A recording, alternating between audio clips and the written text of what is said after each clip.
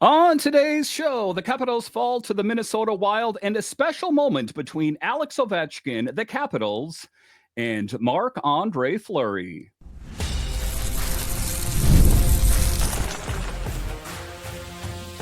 Your Locked On Capitals, your daily podcast on the Washington Capitals.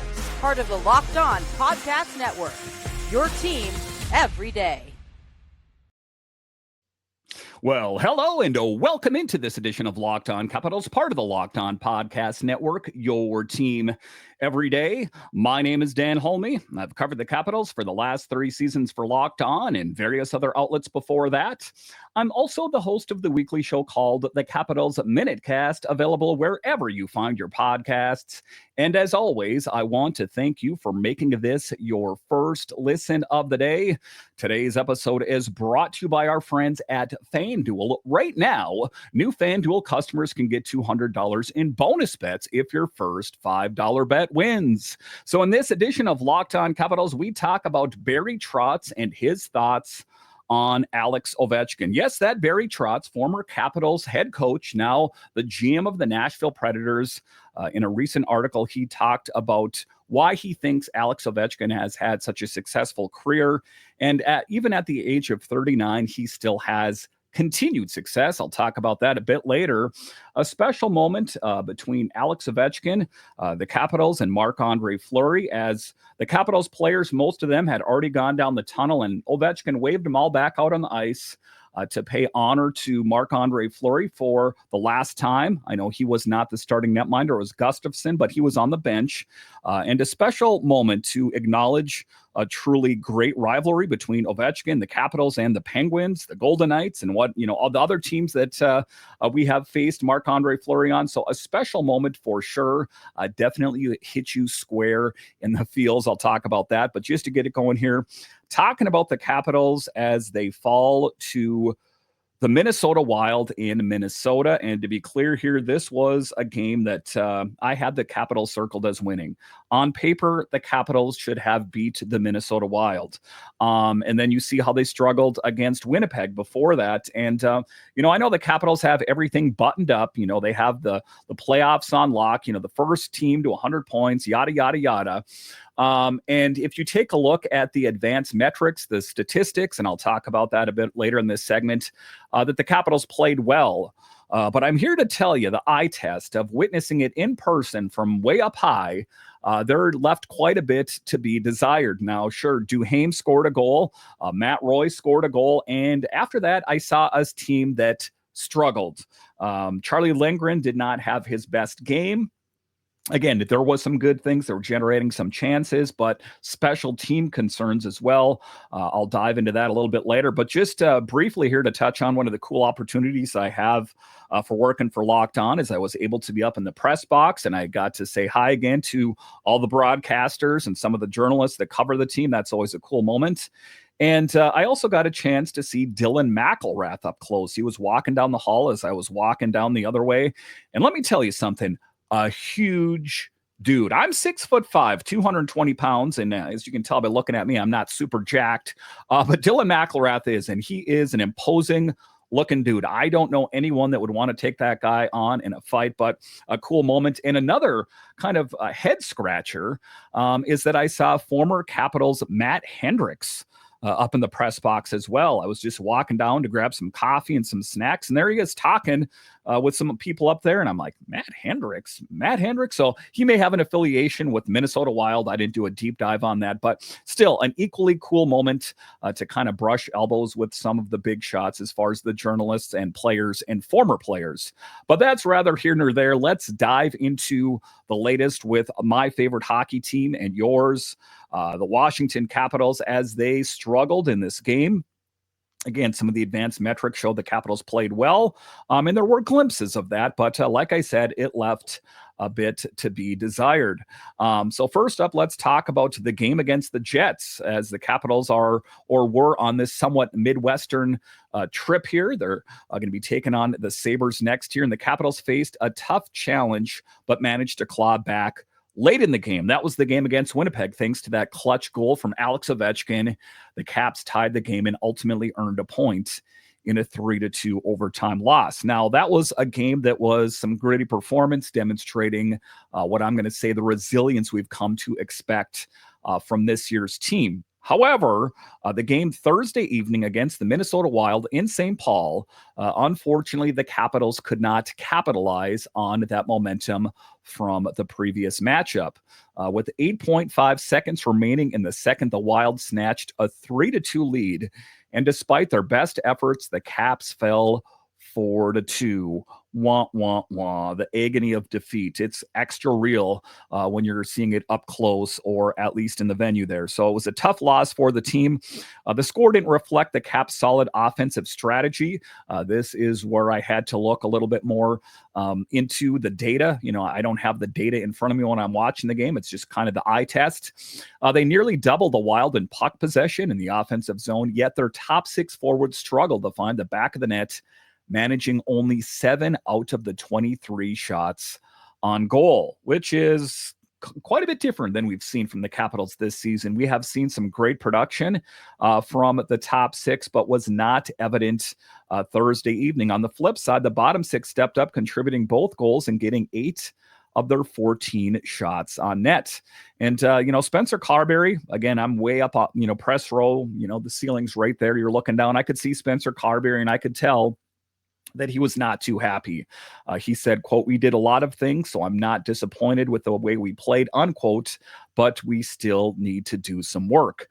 He emphasized the need for the team to keep evolving, particularly when it comes to scoring in tight situations, stressing the importance of getting into those high traffic areas. And, Gustafsson was dialed in. And to be clear here, I don't think the Capitals would have won if Marc-André Fleury was in there. It just wasn't their night, to be kind of lame about it. It wasn't. And you take a look at it, there is some bigger players on the Minnesota Wild, but a far cry from the Minnesota Wild I have seen from years ago. So the fact the Capitals did not find a way to win that game, kind of left a sour taste in my mouth.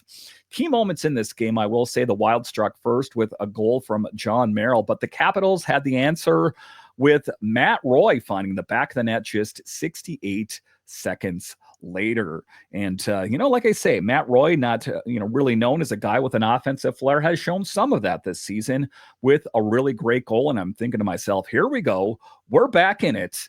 However, the Wild responded swiftly. That was the tough thing there as well, is that the Capitals would score, and the Wild, they made it interesting, and ultimately the Capitals left the game in the loss column. The Caps had their chance to shine on the power play, but boy, they stretched their streak to 10 games without a goal on the advantage. So Matt Roy, the highlight, Duhaime finding the back of the net. Other than that, it was not smooth sailing for our favorite team. Dylan Strome summed it up well, saying, quote, "We've got to get back to the basics, make sure we're getting our shots through and getting back to the hits, playing the hits, posting up in front of Gustafsson, put Protas up there, put Wilson up there, put a big body up there that you're not going to be able to budge too easily, that, he could be there to deflect second, third opportunities." Tom Wilson also comes to mind, that they need to get back to the basics of what has seen them have success. I saw that firsthand with Connor McMichael. He was driving the net for some good opportunities, and Connor McMichael, what I saw of him playing out on the ice, is really taking his game to the next level. Second period struggles, however. In the second period, despite controlling possession, the Caps let opportunities slip through their fingers, allowed the Wild to tie it, and then a late goal by Boldy left them trailing at the second intermission. And the wheels started to wobble, and it was evident watching it at the game. It was a tough thing to watch that team struggle. There was some tape-to-tape passing, but they just couldn't get the momentum going in St. Paul. And it seems like the Wild were well-prepared and well-versed on how to deploy countermeasures for the Capitals. And as far as the third period is concerned, the Capitals throwing 9 shots at Gustafsson, who stood tall and recorded his 29th victory of the season.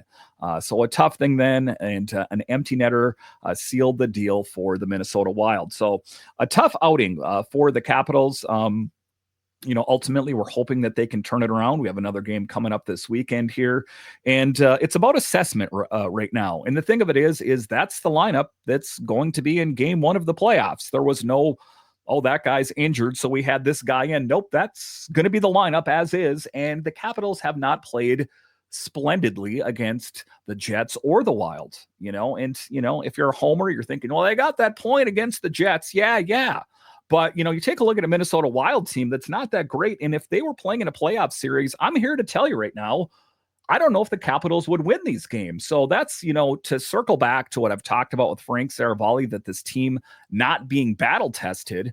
That's what I'm talking about. And I'm not getting down on the dumps on the Capitals. Of course, they've done amazing things, but with the understanding that there is still a lot of work that needs to get done. So things for the Capitals to clean up. Luckily, they have that playoff spot locked down, so they don't have to worry about climbing in there, and maybe they can back into it in the final game of the season. But assessment is what they need to do now, and they need to work on the things that have not worked for them as of late. I'm talking the power play in particular, that we need to see more contributions when you're served up golden opportunities. All right, so coming up here after the break, we'll talk about a special moment between Alex Ovechkin, the Capitals, and former rival Marc-André Fleury. It definitely was one that kind of hits you squarely in the feels if you're a longtime Capitals fan or an NHL fan in general. I'll talk about it straight ahead.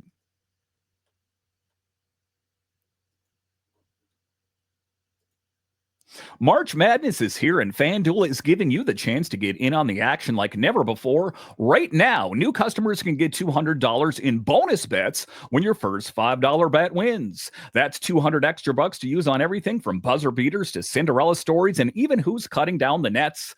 Let me tell you something. I love me some March Madness basketball, but say your team's not playing, or say you don't even recognize any of the teams out on the court. If you want to have vested interest in all of these games, open up the FanDuel app, put a little bit of money on the game. All of a sudden, they got that much more exciting. So visit FanDuel.com and get in on the college hoops action all tournament long. All right, welcome back into this edition of Locked On Capitals, part of the Locked On Podcast Network, your team every day. My name is Dan Holme. You can find me on Twitter. It's at DanCaps218. You can find the show on Twitter. It's at Locked On Caps. So in this next segment here, a cool moment. You're digging deep to find cool moments as the Capitals fall in St. Paul, that the players were leaving the ice. And Alex Ovechkin doing a truly cool thing that, Marc-André Fleury has been the nemesis. He has been that bitter rival for the Capitals for years. Think Penguins, think Golden Knights, that he's been that guy, and he kind of messes with you. He's a chirper. He's a netminder that likes to chirp and get in under your skin. And, I think that it's a tip of the hat by Alex Ovechkin, as that history goes way back. I'm thinking more specifically, I guess I would say, to the time with Pittsburgh, that he was that guy that oftentimes was difficult to beat. In his heyday, he was one of the best. And I'm not telling you something you don't know. Still a pretty good netminder, but back in his day, he was next level. But let's do that. Let's dive into that special moment at the end of the game. As many of you know, Fleury is set to hang up the skates at the end of this season. And while he didn't start the game, he was still the center of attention as the game concluded. And it was one of the ones that I was getting ready to dash out of there. I wanted to make it to my car before I got caught in traffic. And guess what? I did anyway. It's all a part of it. But Ovechkin initiated the tribute earlier in the day, recognizing the significance of Fleury's career and the history they've shared over 2 decades in this rivalry. It was a cool moment as they exchanged hugs and words, reminding us while we love this game, that it is a mutual admiration, that you can be, bitter rivals. You can hate the guy wearing the other jersey, but when the lights go off and you take the jerseys on, there's a mutual admiration society that goes on between a guy like Alex Ovechkin and Marc-André Fleury. And, at some point it's going to be Alex Ovechkin and Sidney Crosby, that there is a deep respect there. And as far as Spencer Carbery, his reflection on it, he reflected on O's initiative, saying, "O had mentioned that this morning. We wanted to do that. It's pretty classy to be able to send him off and say how impressive a career he had. And, that is just a gentleman. Some people, that talk about Alex Ovechkin and his history, and he was younger, a bit of a playboy, a little bit of a, he was a young man at the end of the day, that how he has matured. And, how he has that respect now for a guy that was at one time a bitter rival. And you could see the sincerity in everyone's gestures out on the ice. As far as a goaltender's admiration, Charlie Lindgren of the Capitals, who's a young guy at the end of the day, grew up idolizing Fleury, expressed how important it was for him to show that admiration. He said, quote, "Obviously one heck of a career. He was definitely one of my favorite goalies growing up," Lindgren shared, "and I think a lot of us can relate to that sentiment," unquote. So, it's one of the things, especially for a netminder, you got to acknowledge the greatness that is Marc-André Fleury and Charlie Lindgren, who is turning into one of the better netminders in the NHL as well, is that in certain ways, maybe subconsciously, that you kind of model your career after someone like that. But as far as connections with former teammates, he has played with Strome and Duhaime before. And who hasn't played with Strome? If you're an everydayer, I talk about that. All the players that come here, played a little bit of time with Strome. That guy knows everyone and has been everywhere. But as far as Strome, he emphasized how significant Fleury's contributions have been, especially in the high-stake matchups against the Caps. Even before he was here, before Strome was here, I'm talking Pittsburgh, I'm talking Minnesota, and I'm talking the Golden Knights that really pop out as times that the Capitals had struggled. But, Fleury in general is on a bit of a farewell tour, including one from the Montreal Canadiens, his childhood team. Fleury's history with O is particularly notable. He faced Ovi more than any other goalie and has had to contend with a total of 28 goals in 47 matchups. I know it's not possible, but if there was a way, somehow, some way, for Alex Ovechkin to break that Gretzky record against a guy like Fleury, well, that would be something. And it's crazy to think that the last goal Ovechkin scored on him was Fleury's final game at Cap One. But before the game, Fleury even commented on this unique position regarding Ovechkin's potential record-breaking milestone, showing his humility and composure. So it's not just Alex Ovechkin, it's Marc-André Fleury understanding the gravity of the situation. Fleury described Ovechkin as one of the best, and Ovi in turn praised Fleury as one of the top goaltenders in history. And what that is celebrating the spirit of hockey. When you get on the back nine of your career, when you're a young guy, you're like, I hate that guy. I'm going to kick his butt. I'm going to find the back of the net. When you get old, it's a tip of the hat. Like, hey, that guy knew how to do it well. And it's interesting when you can kind of see the end of your career on the horizon. I'm talking about, Ovechkin as well, as he has 1 year left on his deal, that you can truly show that, that tip of the hat to these great players that you have played historically. Like I'm talking Crosby, I'm talking Fleury, these kind of guys that when Alex Ovechkin himself, when he hangs it up next season, ostensibly at the end of the season, that there's probably going to be similar type of scenarios going around the National Hockey League as well. But at the end of the day, a classy act by Alex Ovechkin and the Capitals. All right, so coming up here after the break, we'll talk about Barry Trotz. Yes, that Barry Trotz, former head coach of the Capitals, and he weighs in on what has seen Alex Ovechkin have so much success, even at 39 years old. Why can that guy continue to knock it out of the park? I'll discuss straight ahead.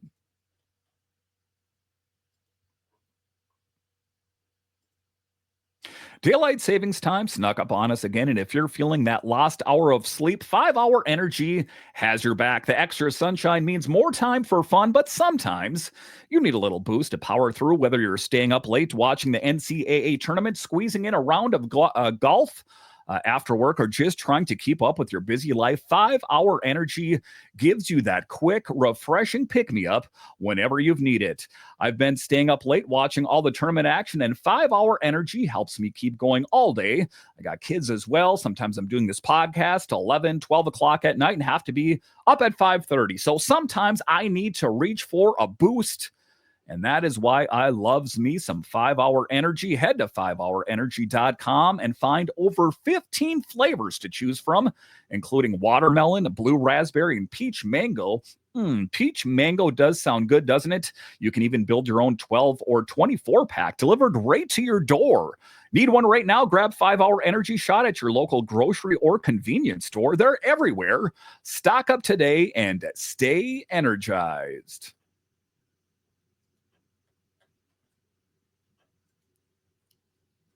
All right, welcome back into this edition of Locked On Capitals, part of the Locked On Podcast Network, your team every day. The best way that you can help grow the show is to subscribe to Locked On Capitals on YouTube and comment anything down below. In this final segment here, we talk about Barry Trotz, and he weighs in as he has a history playing with Alex Ovechkin. And one of the things he talked about, Alex Ovechkin, that is that despite who he is, and that he already holds his place in history, even before he catches and at some point passes Gretzky, that he holds a special place in NHL history for a lot of different reasons. But one of the biggest things is that he's a coachable player. Some of these guys that get a little bit too big for their britches, as my grandparents used to say, sometimes you cannot coach them. Do you know who I am? I ran into a little bit of that at the hockey game where I was sitting with some NHL scouts, and they looked at me like, who the heck is this guy? That there's some people out there that think they're a little bit too big for their britches.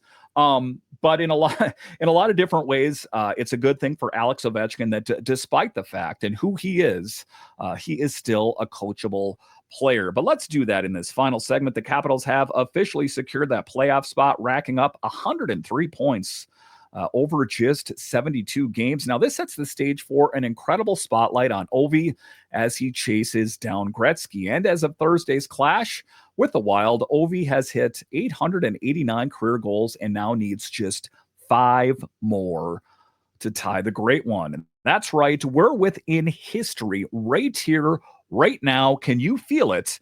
And as far as former head coach Barry Trotz, who is now the GM of the Preds, shared some insights on Ovi in a recent interview with The Athletic. Trotz reflected on his time coaching Ovechkin, and he highlighted that their relationship was built on mutual respect and even why they had their disagreements. And the one thing I'll say about Barry Trotz, despite what Spencer Carbery has done, the best head coach this team has ever had.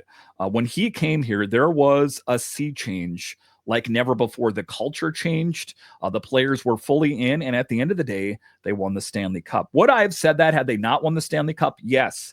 I was very upset when Barry Trotz was no longer on this team. I wish him the best in his current endeavor with the Preds. But for me, pound for pound, Barry Trotz was the best to do it and helped elevate a lot of Capitals players to the next level, kind of in a similar way to what Spencer Carbery has done.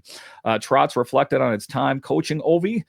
He said that there were times that we would butt heads a little bit, but the thing I was impressed with Ovi, he said, he's always had the passion and love, not only for the game, but for life. And the one thing that seems apparent to me about Alex Ovechkin is that he lives in the right here, right now. He doesn't like to talk about what is after the end of next season. If you squeeze him, if you push him into a corner, he'll give you an answer. But I don't think that Ovi spends a lot of time thinking about what he's going to do at the end of this season or the end of next season, for that matter. I know that there has been different articles from bloggers from over in Russia that kind of seem to like to squeeze him for an answer so they can come up with a big storyline. But I don't think that he spends a lot of time thinking about that. And it's clear that Ovi is not just a superstar. He's a competitor who embraces coaching, a quality that makes him a unique among players of his caliber. Like I talked about earlier, some of these guys that think that they're so big that their heads won't fit in the room, sometimes those guys are difficult to coach. As far as that champion mindset, he went on to explain that when you challenged Ovi, he would accept it and respond positively, saying, quote, "Yeah, you're right, and I'll get it done," unquote. That is the older generation, I guess I'm going to say. And that is maybe has something to do with his Russian roots, that if you ask him to do something, he's going to do it. I guess you could, detractors would say how about Kuzi? It's not a one size fits all, but I think that maturity and his culture kind of ties in with that. Now, that's the kind of mindset that helped the Capitals finally secure that Stanley Cup in 2018, the high water mark up to this point, marking a monumental moment for both Trotz and Ovechkin. Both are destined for the Hall of Fame. Now, as the Capitals, we look ahead, the Caps are not just rallying around Ovi's quest for those 6 additional goals. They're also gearing up for a strong playoff run this spring. We know they're going to make it to the playoffs, but getting eliminated in the first round, that is not going to cut it for this team. What is going to cut it? A deep push. I'm going to go ahead and say the Stanley Cup final. I'm not going to put their name on the side of the Stanley Cup, but the Stanley Cup final is what I have. That's what I have them penciled in for. Anything less, in my estimation, is not truly successful for this year's team.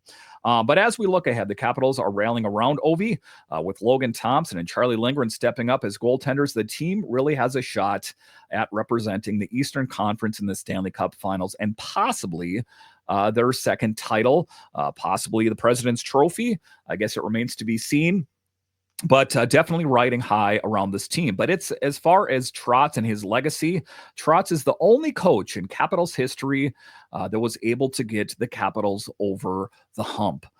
So if you disagree with me about Trotz being the greatest coach the Capitals have had, just factor that in and let that factor in pretty strong that this organization has been around for a long time, and he was the first guy to get it done. And as far as Ovechkin is concerned, as he approaches 40, relatively speaking, he's still an integral part of the team, contributing in massive ways. Now, although his defensive play has taken a bit of a hit, that's the one knock on Ovi that's always been there, is that his offense leaves a bit to be desired.